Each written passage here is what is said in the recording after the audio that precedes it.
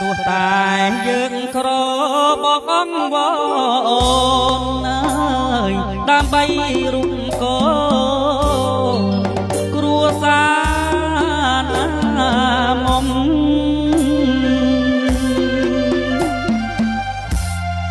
សង្ឃឹមអើយប្រាំងបងព្រោះទាំងបងហំអូនអាចគំយំនេះហើយជីវិតអើយ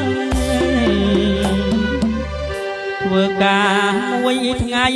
ដល់បាយមួយចានបងប្អូនតបគ្មានកូនក៏ឈឺទៀត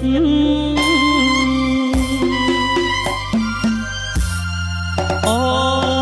នកុំចោល